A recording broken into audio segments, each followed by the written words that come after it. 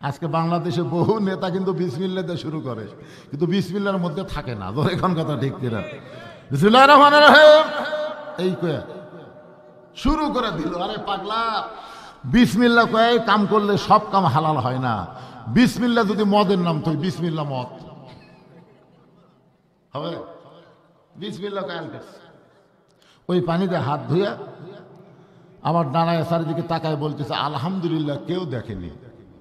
তার মানে কি বুঝতেছেন? আর নামাজ আছে কিন্তু ঈমান নাই। এজন্য বলা হয়েছে সালাত মেরাজুল মুমিনিন, নামাজ হচ্ছে মুমিনদের মেরাজ।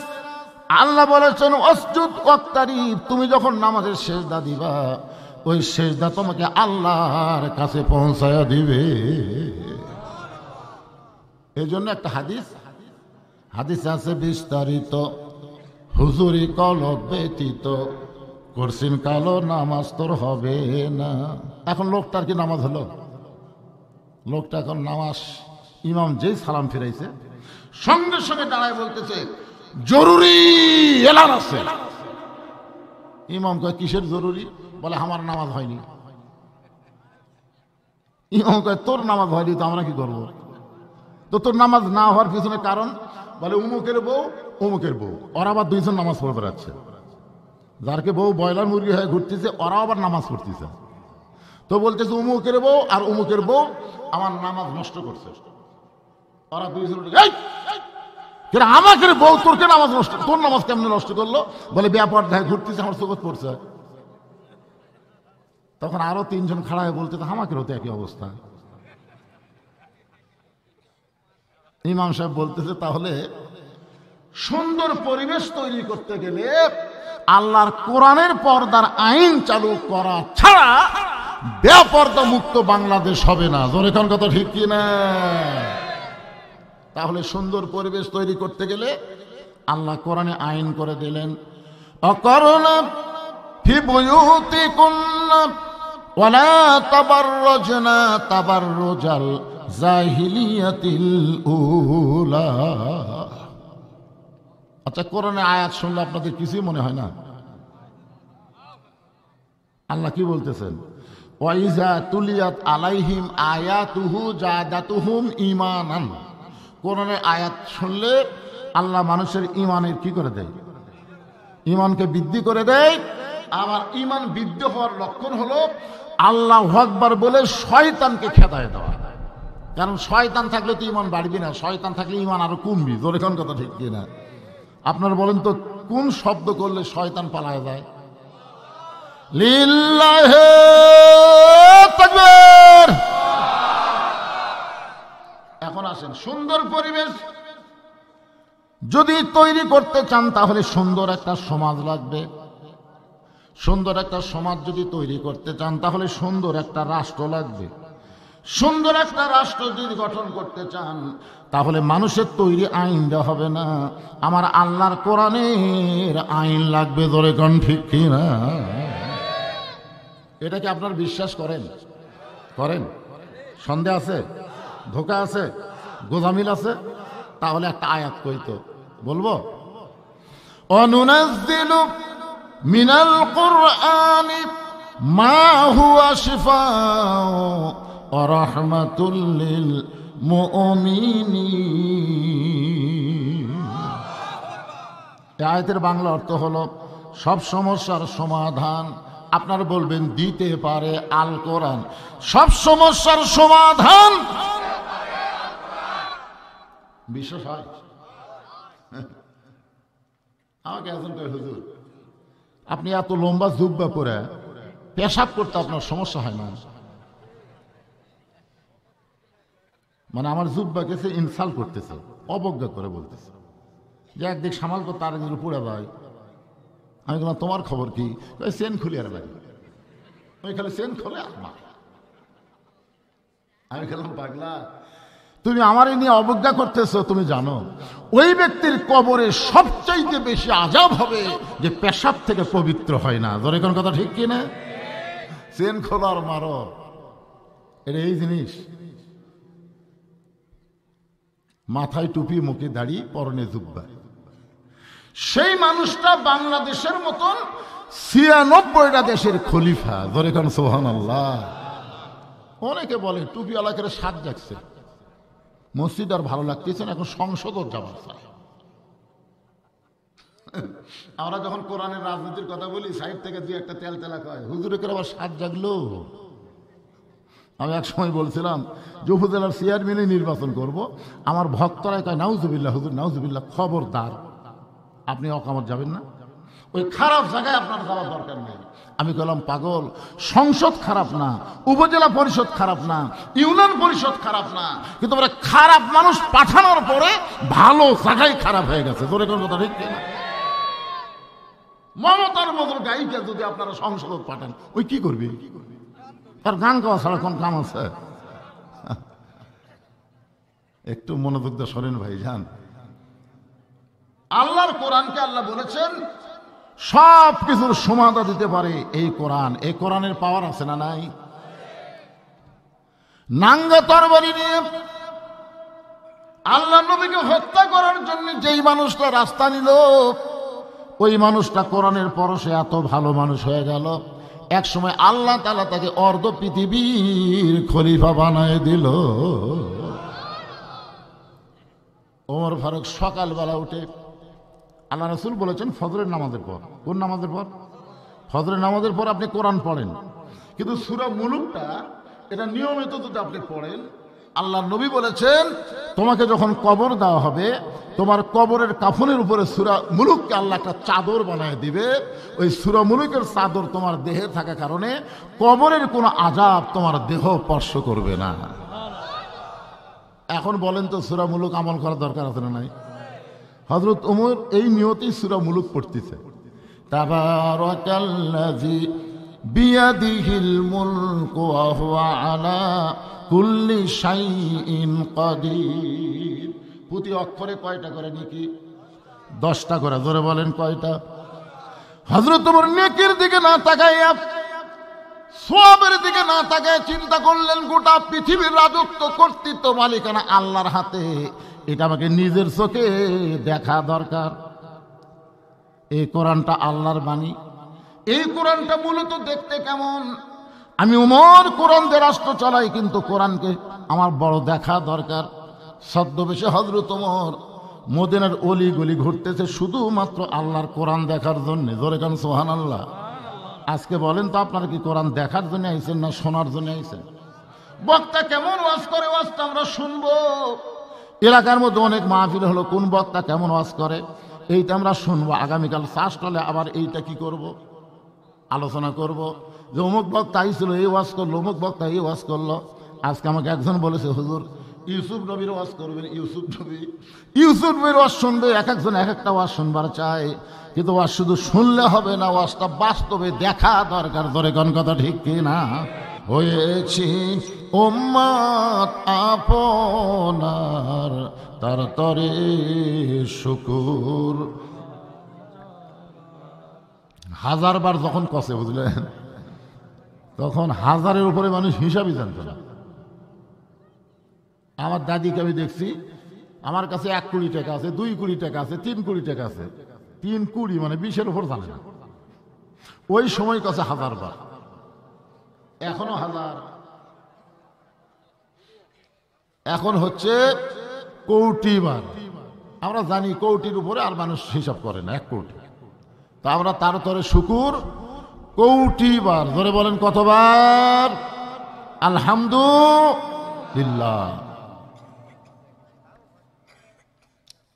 এখন যে কোরআন থেকে আপনার তাফসির শুনবেন, এই কোরআন সম্পর্কে আপনাদের একটু স্বীকারোক্তি দেওয়া লাগবে। এই কোরআনে কোনো সন্দেহ এই নাই বলাতে যদি কেউ মুখ বন্ধ করে থাকেন, আপনার কান্দের ফেরেশতা কিন্তু বেজার হয়ে যাবে। 2 কান্দে 2 ফেরেশতা আছে না নাই? বিশ্বাস করেন? ওরা মনে হয় এখন ঘুম পাড়তেছে। তোমার 2 কান্দে 2 মোহরি, লিখিতেছেন ডায়েরি, দলিল দেখে রায় দিবে, টাকা পয়সার নাই কারবার। কিরামান কাতিবিনা ইয়ালামুনা মা তাফআলুন। বিশ্বাস করা লাগবে ভাইজান। এই কোরআনে কোনো ধোঁকা, সবাই বলেন ধোকা আছে? এই কোরআনে কোনো গোজামিল? মাশাআল্লাহ, সন্দেহ নেই, ধোকা নেই, গোজামিল নেই। সেই কোরআন থেকে দুইটা আয়াতকে সামনে নিয়ে আজকে আপনাদের সামনে আমার আলোচনা। সূরা মুলক, নাম কি? মুলক।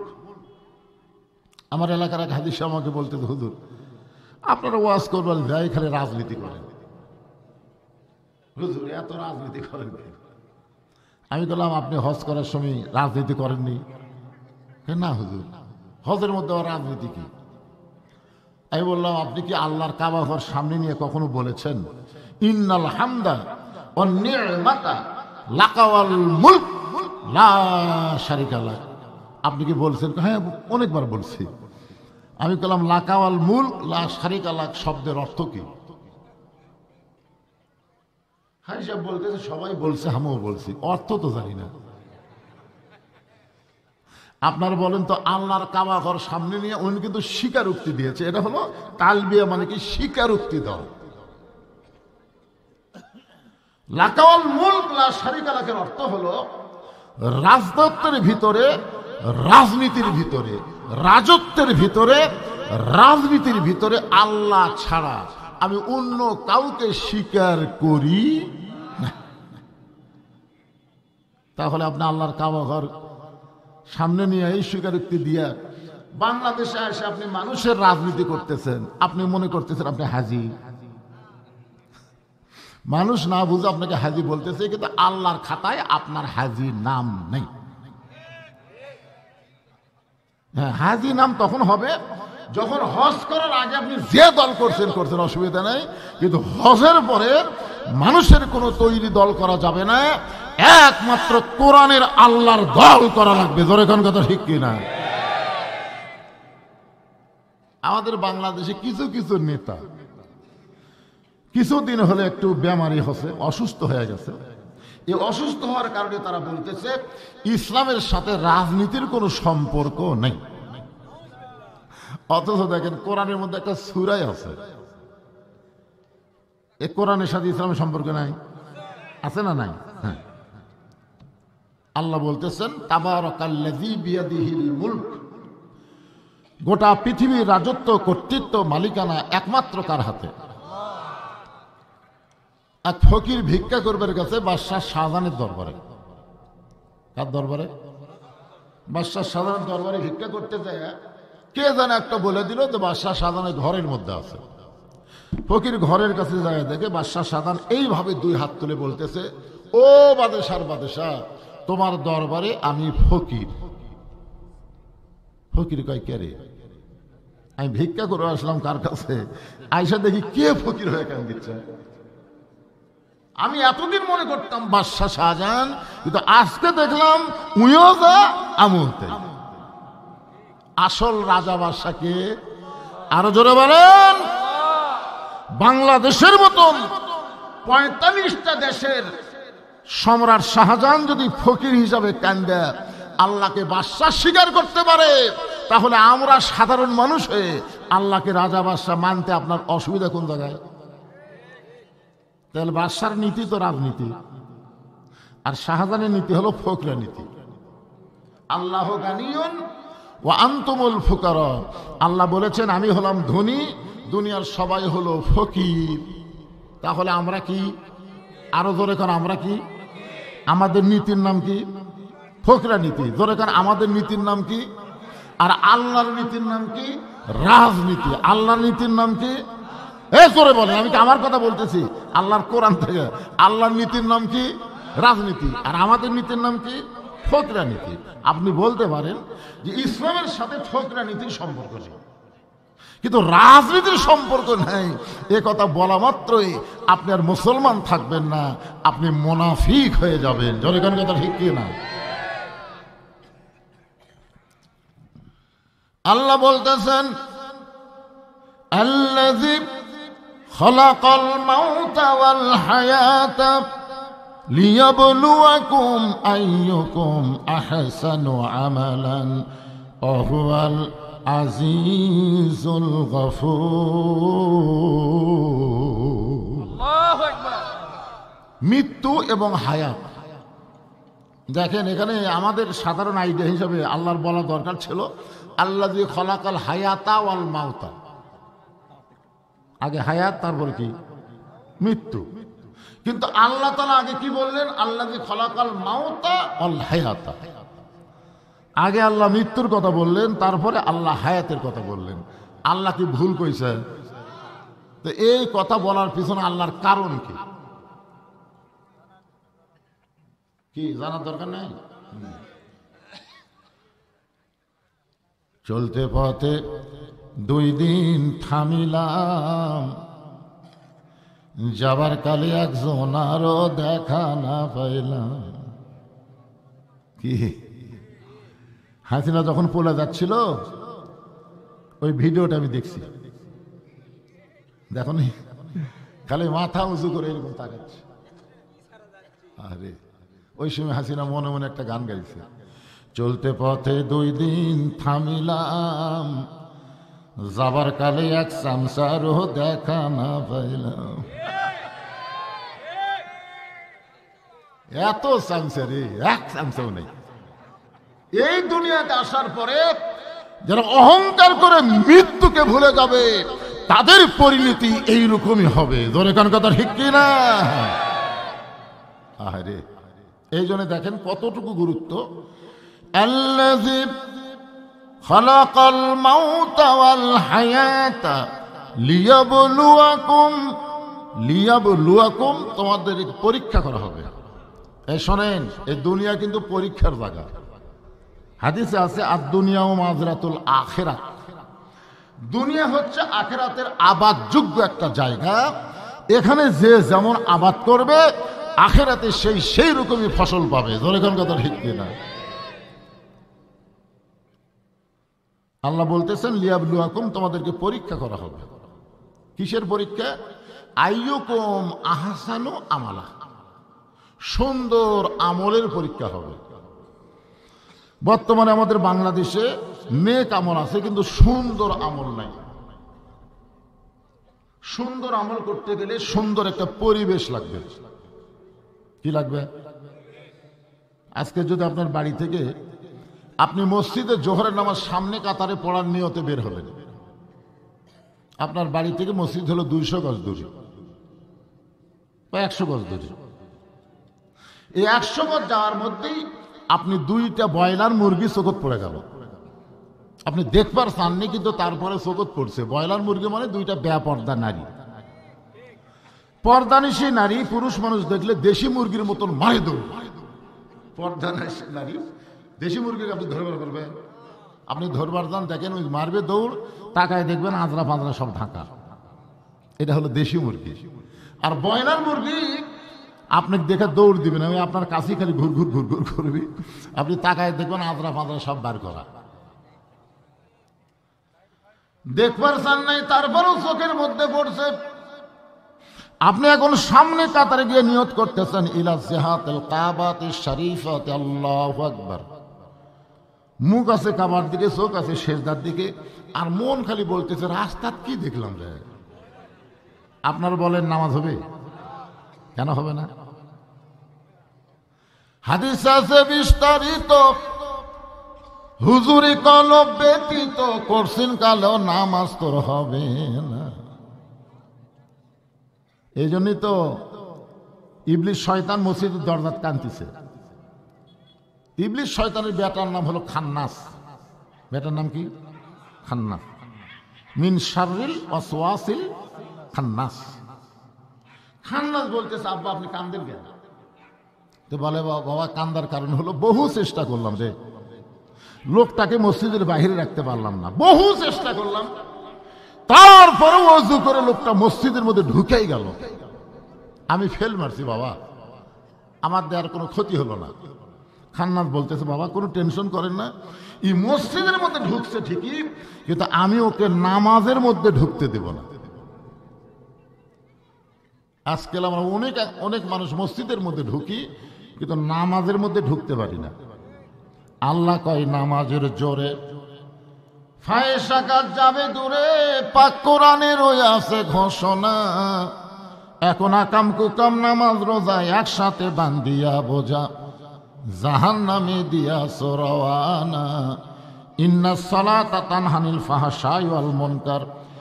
একমাত্র নামাজই পারে মানুষকে যাবতীয় বেহুদা খারাপি কাজ থেকে বিরত রাখতে। এটা কি আমার কথা না আল্লাহর কথা? আমাদের কোনো টেনশন আছে নাকি? আল্লাহ রাসূল বলেছেন, তোমরা যত বড়ই পাপী হও, মৃত্যুর সময় খালি ঈমানের সাথে মৃত্যুবরণ করো, আমি রাসূল ওয়াদা দিয়ে দিলাম তোমাকে জান্নাতে না ঢোকান পর্যন্ত আমি নবী জান্নাতে প্রবেশ করব না। হযরত ওমর ছদ্মবেশে মদিনার অলি গলিতে আল্লাহর কোরআন দেখার জন্য ঘুরতেছে।